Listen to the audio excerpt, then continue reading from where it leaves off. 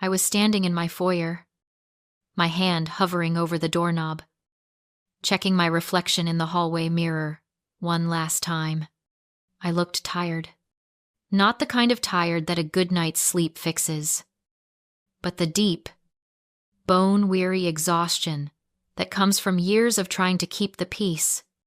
I adjusted my coat, took a breath, and reached for the handle. I was heading to my sister Vanessa's house for what she called a reconciliation brunch. Just us sisters, she said. A fresh start. But before I could turn the lock, my phone buzzed in my pocket. I pulled it out, expecting a text from her, asking if I was on my way. Instead, the screen lit up with a message from Marcus. Our family's estate attorney. 3 words. All capital letters. Call me. Now. Do not go there. I froze. The urgency in those words cut through the morning silence like a siren. My thumb hovered over the screen for a split second before I hit dial. Marcus answered before the first ring could even finish. Catherine, listen to me very carefully, he said, his voice dropping to a harsh whisper that made the hair on my arms stand up. Do not go to that house. Do not eat anything she gives you. Lock your door right now. I'm coming over. That was the moment the floor dropped out of my life. I froze in my own hallway, my heart hammering against my ribs. Before I tell you what he showed me, drop a comment and let me know where you're watching from tonight. I want to see how far this story travels. 20 minutes later, Marcus arrived. He didn't even bother with an umbrella. Just marched up my walkway in the freezing rain, clutching a thick plastic folder against his chest like it contained nuclear codes. When I opened the door, he didn't offer a hug or a greeting. He just walked past me. I threw the wet file onto my kitchen island and turned to lock the deadbolt behind him. Sit down, Catherine, he said. His voice had the flat, professional cadence he usually reserved for reading wills. What I'm about to show you is going to hurt, but I need you to read it like an accountant, not a sister. Can you do that? I nodded, my throat too tight to speak. I pulled the chair out and sat. The folder was heavy. I flipped it open. The first page wasn't an invitation or a letter. It was a court filing, an ex parte emergency petition for conservatorship of the person and estate. My eyes scanned the legal jargon, picking out the words that mattered. Respondent Catherine Blackwood. Petitioner Vanessa and Adrian Sterling. Reason for filing acute manic psychotic break. Danger to self and assets. Immediate suspension of rights required. I felt a laugh bubble up in my chest. Sharp and hysterical. But I swallowed it down. They're saying I'm crazy, I asked. My voice deadly calm. Not just crazy, Marcus corrected, pointing to the second tab. Incapacitated. Look at the evidence. I turned the page. It was a photo of me, taken 2 months ago, looking disheveled, my eyes wide, my dress stained with what looked like blood. Underneath, the caption read, Respondent exhibiting violent, erratic behavior at parent's funeral. I stared at the photo, and suddenly, the memory snapped into focus like a balance sheet finally reconciling. The funeral. I had worn my mother's vintage white silk dress. I had been standing by the gravesite, holding it together. When Vanessa had stumbled, she had lunged forward, supposedly tripping on the grass, and emptied an entire glass of Cabernet Sauvignon down the front of me. I remembered the cold shock of the wine soaking into the silk. I remembered Vanessa screaming, not in apology, but in horror. Oh my God. Catherine, you're losing it. You can't even hold a glass. Why are you shaking? Someone help her. I hadn't been shaking. I hadn't been holding a glass. She had thrown it on me. But in that moment, with everyone turning to look, with the red stain spreading like a gunshot wound across my chest, I looked unhinged. She hadn't been clumsy. She had been staging a crime scene. She planned this. I whispered. The wine. The screaming. She was building a portfolio. I flipped through the rest. Affidavits from concerned friends I had never met. A log of missed appointments that Adrian must have deleted from my cloud calendar. It was a masterpiece of fiction. They weren't just trying to take control. They were trying to delete my personhood. Why, I asked, looking up at Marcus. Why go this far?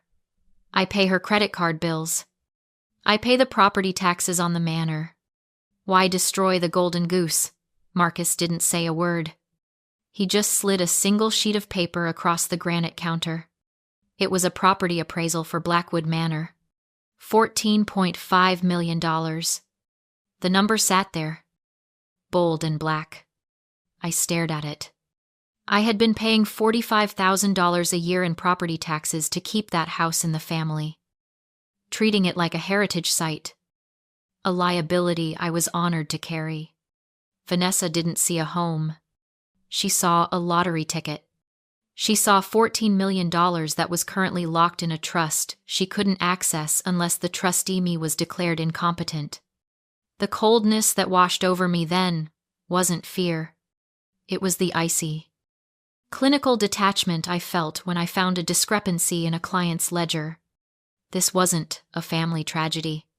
It was a fraud case. And I was the auditor. I closed the folder. My hands were steady. Okay, I said. They want a crazy sister. They're going to get a forensic investigation instead.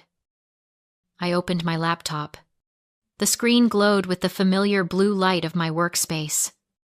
Usually a place of order and logic. But today, the first thing that popped up wasn't a spreadsheet. It was a notification from social media. Vanessa Sterling is live. My finger hovered over the trackpad. I knew I shouldn't look. I knew it would only poison me. But I needed to know the narrative before I could dismantle it. I clicked. The video filled the screen. Vanessa was sitting in her sun-drenched living room. The perfect picture of distressed elegance. She wasn't wearing her usual designer glam. She was in a soft, oversized beige sweater, hugging her knees, looking small and vulnerable. Her eyes were red-rimmed, glistening with tears that didn't quite fall but caught the ring light perfectly. I didn't want to do this, she whispered to the camera, her voice cracking just enough to break hearts. But I know you guys have noticed I haven't been posting. The truth is, my family is in crisis. My sister, Catherine. We love her so much. But she's sick. She's spiraling. We tried to have a quiet intervention today. A brunch just to talk. But she wouldn't even open the door. She's paranoid. She thinks we're enemies. And it just breaks me, because we might have to make some really hard legal decisions to protect her from herself. The comments were scrolling by so fast they blurred. You're such a good sister. Praying for her. Mental illness is so hard on the family. Do whatever it takes to save her. V. I watched. And for a second, I felt the old urge to scream, to defend myself, to type in the chat that she was lying. But then, the forensic part of my brain took over. I leaned back and dissected the performance. This wasn't just lying. It was something far more sophisticated. It was the concern troll tactic. You see, the most dangerous enemy isn't the one who screams at you in public. It's the one who cries for you. Concern trolling is a weaponized form of empathy. By framing her aggression as protection and her greed as burden, Vanessa stripped me of my right to be angry. If I fought back now, I wouldn't look like a victim standing up for herself.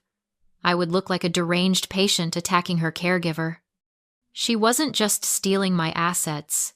She was preemptively stealing my credibility. She was using the language of love to construct a cage. It is the ultimate gaslight because it recruits the rest of the world to help hold the door shut. I closed the tab.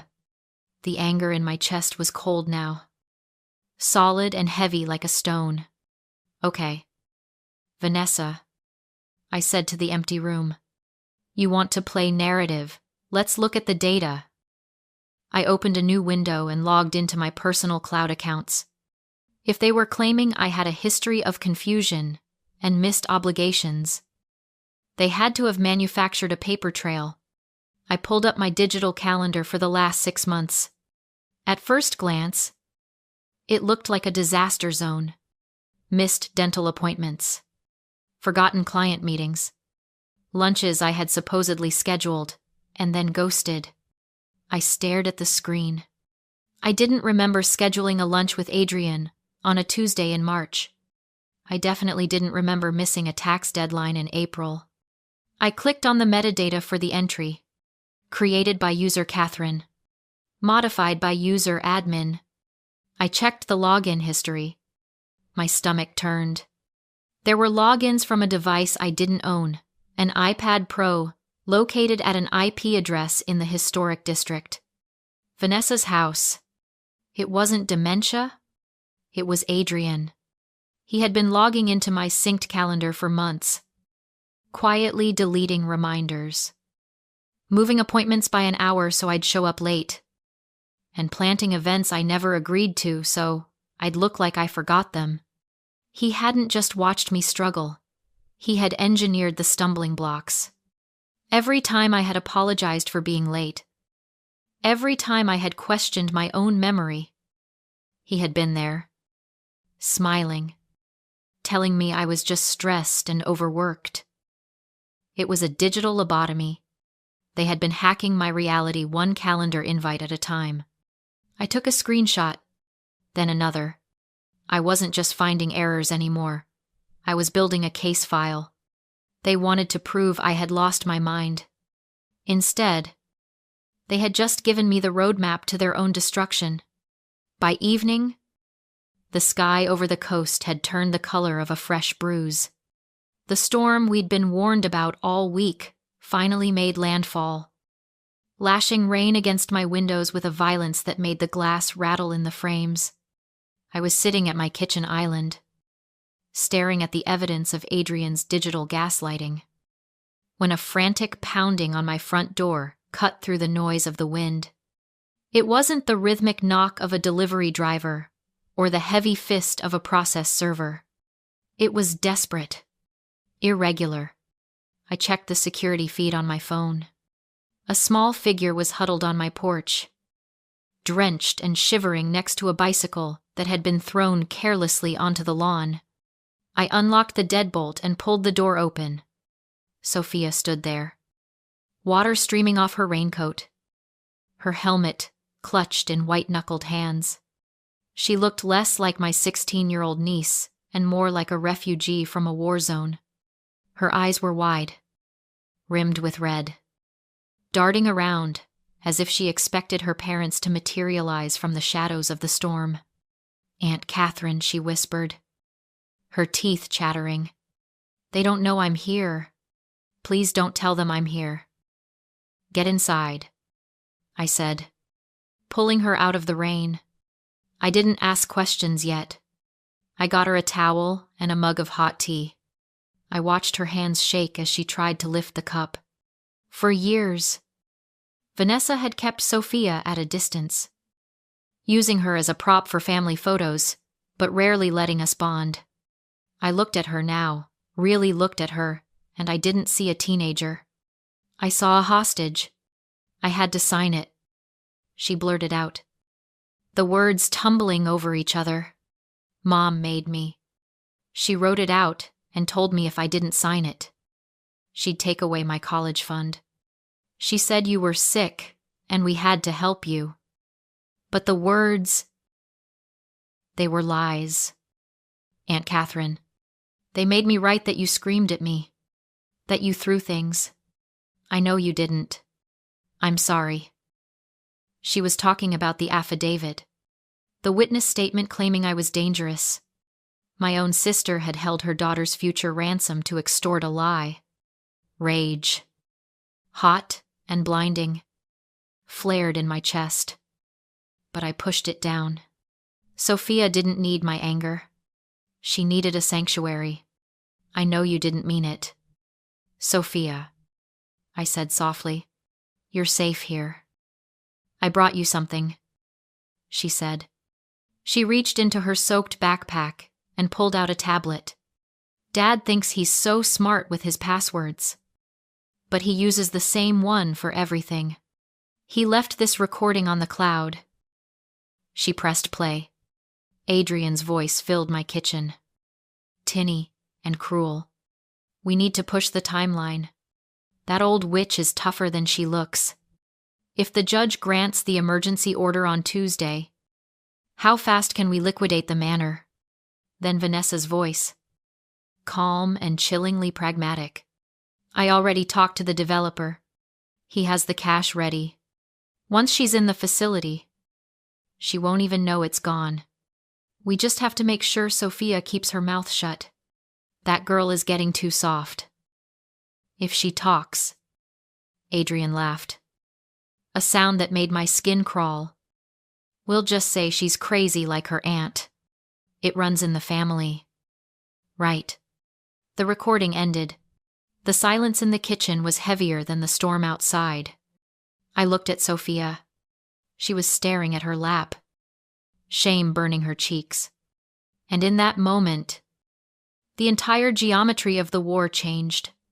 Up until now, I had been fighting to save my assets, my home, my reputation. I had been fighting for survival.